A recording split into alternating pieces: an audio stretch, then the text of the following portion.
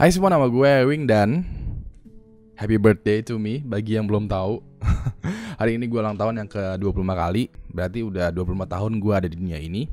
Alhamdulillah. Dan ini benar-benar perjalanan yang panjang banget buat gue untuk sampai di sini. Dan dari perjalanan yang panjang juga ada pasti cerita yang panjang. Dari cerita panjang pasti juga muncul pelajaran-pelajaran hidup yang panjang banget. Nah, kali ini kalau lo mencari semacam giveaway gue ulang tahun, nanti giveaway-nya itu bakalan ada semua ketika 250.000 subscribers. Maka dari itu, ajak teman-teman lo untuk subscribe Ewing HD supaya mencapai 250.000 subscriber, di mana gue bakalan ngasih giveaway, bakalan room tour, bakalan ngebahas behind the scene dari Ewing HD. Kali ini gue akan memberikan lo semacam warisan gitulah, istilahnya ilmu yang hitungannya tuh sebenarnya tuh lebih mahal daripada giveaway. Ilmu-ilmu ini tuh gue pelajarin sekitar 10 tahun dan itu biayanya waduh lebih mahal dari iPhone 7 atau Samsung Galaxy S8. Pokoknya mahal banget pelajaran ini. Cuman gue ngasih ke lo ini gratis dan gue harap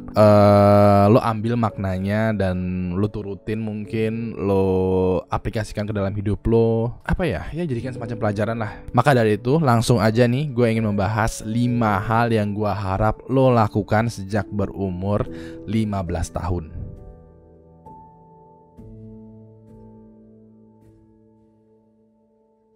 Pertama ada latih otak kreatif lo. Nah, kalau lo pengen masuk ke industri kreatif atau pengen hidup di industri kreatif lo, hal yang mesti lakukan adalah lo mesti terus-terusan melatih otak kreatif lo.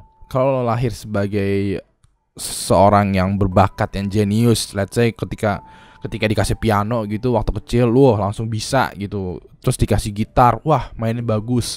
Terus SMP-nya cuma 2 tahun, SMA-nya cuma 2 tahun, kuliah cuma 3 tahun selesai. Ya itu rezeki, bahwa kalau lo udah terlahir jenius, udah ada di DNA lo gitu. Cuman buat kita nih, buat yang kebanyakan dari kita yang manusia biasa, kita nggak punya bakat seperti itu. Sedikit curhat nih, gue memulai melatih otak kreatif gue ketika zamannya SMA, ketika gue bertemu dengan cinta pertama gue. Beneran, waktu itu waktu lagi les bahasa Inggris, gue ngelihat dia masuk ke dalam ruangan les gitu, rambutnya ditiup angin, and then kayak bagaikan ada malaikat yang bersenandung.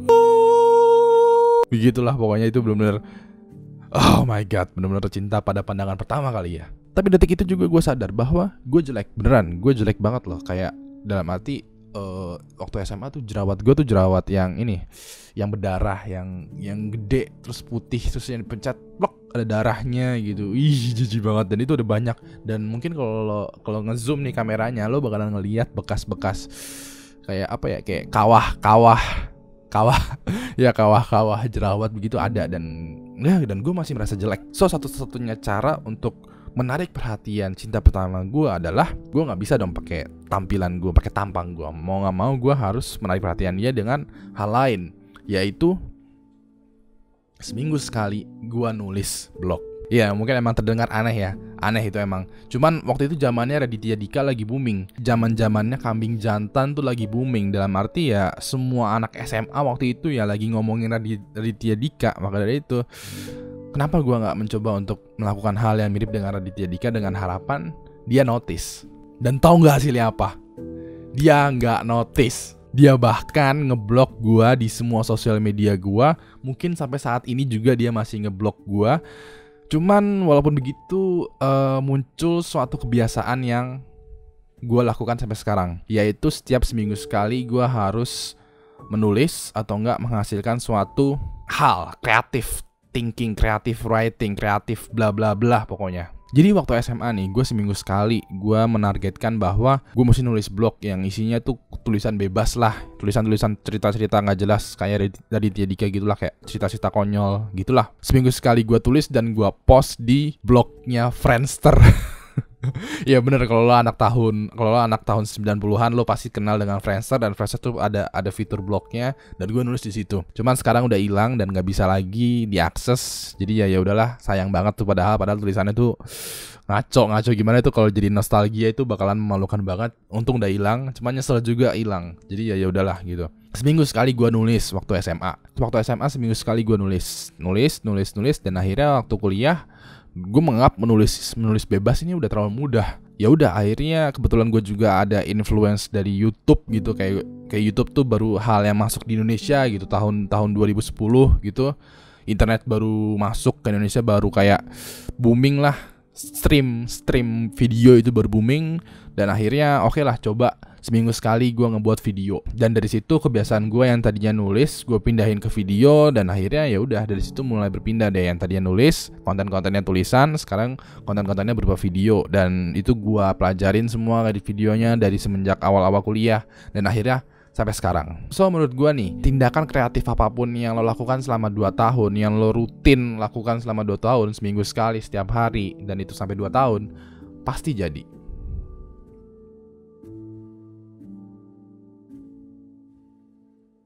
Lalu yang kedua ada belajar bahasa Inggris dan bahasa pemrograman. Intinya adalah jangan sampai lo malas berbahasa Inggris, karena segala hal yang baru yang ada di dunia ini itu pasti berbahasa Inggris. Dan kalau lo malas berbahasa Inggris, lo sama aja menutup pikiran lo terhadap perkembangan atau kemajuan. Jangan sampai ketika lo dihadapin suatu buku bahasa Inggris gitu, lo malas awing, bukunya bahasa Inggris gitu, tulisan semua lagi. Jangan sampai kayak gitu. Kenapa? Karena kebanyakan hal-hal baru di dunia ini tuh bahasa Inggris duluan, baru deh bahasa Indonesia. Kecuali kalau HP ya HP mah ya ada waktunya lah gitu. Cuman kita nggak ngomongin HP ya. Pokoknya let's say kalau ada ilmu baru gitu, ada penelitian baru, kebanyakan ya pasti bahasa Inggris. Kedua mungkin bahasa Cina, bahasa Jepang, sama bahasa Jerman. Biasanya sih itu. Nah kalau lo sampai males ngelihat bahasa Inggris, sampai kayak jijik ngelihat bahasa Inggris, kayak nonton film, ya elah subtitlenya bahasa Inggris, sampai semales itu bahaya men. Sebisa mungkin ya, kalau lo mungkin nggak tahan dengan membaca buku bahasa Inggris, coba deh kalau lo nonton film atau nonton sesuatu nge-streaming dari internet, sebisa mungkin ada subtitlenya bahasa Inggris. Karena dengan streaming menggunakan bahasa Inggris, otak lo tuh akan sebisa mungkin kayak push tenaga otak lo itu untuk memahami dialog-dialog yang terjadi di dalam video tersebut. Andai kan kalau lo udah biasa ngelihat orang berdialog di dalam film menggunakan bahasa Inggris, mungkin di real life lo juga akan terbiasa mendengar atau berconversation menggunakan bahasa Inggris. Lalu selain bahasa Inggris juga ada bahasa pemrograman yang mesti lo kuasain. Kenapa? Karena ini bahasa pemrograman itu bagaikan asuransi dan juga semacam sekuritas di masa depan. Gue pernah ngeliat ada quotes di YouTube atau di Facebook, gue lupa. Pokoknya gini, kalau lo gak bisa bahasa pemrograman di masa depan, lo dianggap buta huruf. Bahayanya lagi nih, andai kan kalau lo udah gak bisa bahasa pemrograman, terus malas juga bahasa Inggris, bisa dibilang lo gak punya tempat di masa depan. Maka dari itu, jangan malas berbahasa Inggris, dan sebisa mungkin kuasain bahasa pemrograman. Satu aja.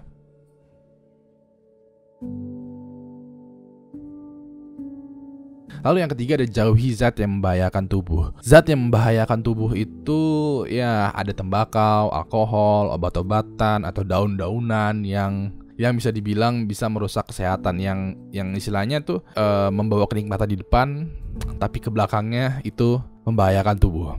Kenapa gue bilang jauhi zat yang membahayakan tubuh? Pertama, mahal. Beneran, lo belinya aja mahal. Andai kan kalau lo beli rokok sebungkus itu 15.000, mendingan beli nasi padang 15.000 lengkap. Nggak cuman belinya aja mahal, tapi juga biaya pengobatannya mahal. Let's say andai kan nih lo dari umur 15 tahun ngerokok, tahu-tahu di umur 30 lo kena kanker paru-paru dan lo mesti kemo. Kemo itu sekalinya kemoterapi itu bisa 20 juta. Gue bakal ragu deh di ekonomi kayak gini, lo 30 tahun mesti kemoterapi yang harganya sekalinya itu 20 juta. Gue ragu itu uangnya dari mana. Mau gak mau ya udah, lo tinggal nunggu kematian akibat dari zat bahaya yang lo konsumsi sendiri sejak dari 15 tahun. So sebisa mungkin jauhi zat yang membahayakan tubuh. Kenapa? Karena mahal.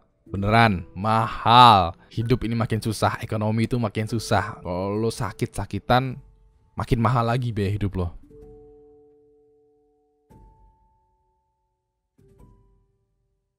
Lalu yang keempat ada hati-hati bergaul. Begini nih, kalau lo berpikiran bergaul itu dengan semua orang, well kayaknya lo mesti merevisi lagi deh. Bergaul itu bagaikan membentuk suatu lingkaran. Maka dari itu kalau dalam ilmu sosiologi itu ada namanya circle. Ketika lo bergaul di sini, maka circle lo tuh ini. Bergaul di sana, maka circle lo tuh di sana. Berhati-hati maksudnya begini. Kalau lo bergaul baru masuk ke lingkungan yang nggak lo ketahuin, terus lo membentuk suatu circle. Di zaman sekarang, sorry banget, walaupun lo nggak terlibat, tapi lo masuk ke dalam circle-nya, lo bisa kena. Atau bahkan disengaja kena, dijadikan sebagai kambing hitam. Maksudnya begini, let's say ambil contoh. Lo baru masuk ke semacam organisasi, ke circle di mana orang tersebut, wah, ekstrim. Iya, dia punya semacam pandangan terhadap dunia yang ideal menurut dia gitu. Terus tahu-tahu digerebek polisi. Lo yang baru masuk ke circle itu akan ikutan ketangkep. Kenapa? Karena lo berada di tempat yang salah, di waktu yang salah. Udah cuman gara-gara itu doang, lo bisa jadi perkara. Maka dari itu, ketika lo memilih pergaulan, ketika lo memilih circle, sebaiknya berhati-hati. Karena tempat dan waktu yang salah itu di zaman sekarang ini itu bisa diperkarakan. Lalu yang terakhir, yang kelima nih ada namanya belajar mengenai harta, tahta, dan wanita. Kenapa? Karena waktu gua sekolah, waktu gua SD, SMP, SMA, itu gak diajarin gimana caranya mengembangkan harta lo, gimana caranya menaikkan tahta lo, atau gimana caranya mencari wanita. Itu gak diajarin. Bahkan kalau ada yang mempelajarin hal itu, lingkungan atau bahkan guru-guru itu kayak mempermalukan loh. Belajar harta mata duitan ya. Belajar tahta pengen jadi politikus ya. Belajar wanita pengen jadi playboy lah. Gua gak tahu ya apakah SMP atau SMA zaman sekarang itu masih seperti itu. Cuman apapun alasannya, lo mesti tahu nih gimana caranya mengembangkan harta lo. Lo mesti tahu juga bagaimana caranya panjat sosial. Iya bener, tahta itu panjat sosial. Lo mesti tahu gimana caranya panjat sosial. Lalu yang ketiga, lo juga harus mengerti tentang wanita. Bener, itu bener-bener banget. Kayak wanita nih bisa jadi kayak ibu lo, kakak lo, pacar lo, adik lo, bahkan temen lo, atau juga stranger. Kenapa? Karena 3 hal ini, bayangin SD, SMP, SMA, 12 tahun lo di sekolah kagak diajarin. Kalau di gua ya, lo gak diajarin gimana caranya nyari uang, gak diajarin gimana caranya ekonomi mandiri gitu, untuk ngebuka usaha, gak diajarin. Lalu juga tahta paling juga panjat sosialnya paling panjat sosial OSIS. Itu pun juga gak ada yang ngajarin lo gimana caranya berpolitik. Somehow it's just dibiarin aja begitu, kayak anak yang ya udah jalan aja, jatuh, sakit, luka ya luka, rugi ya rugi. Apalagi tentang wanita, ketika lo mencoba untuk belajar tentang wanita, lo malah dibilang mungkin playboy lah, pengen macem-macem lah, atau bahkan diharam-haramin kayak pacaran itu haram. Atau juga kayak dapat didikan yang wah pacaran tuh mesti begini-begini men, begitu-begitu. Maka dari itu lo sebisa mungkin cari materi atau buku tentang harta tahta wanita. Dan beberapa udah gue rekomendasikan ya, bukunya itu ada di video gue, yaitu 5 rekomendasi buku ala Ewing HD. Di situ ada beberapa buku yang membahas tentang kreativitas, harta, tahta, dan juga wanita. Lo langsung aja cek videonya itu. So tadi itulah warisan ya, hadiah dari gua ke lo nih, yang setidaknya semoga aja berguna nih buat lo yang masih berumur 15 tahun, 20 tahun, atau bahkan yang seumuran dengan gua juga di tahun ini 25 tahun.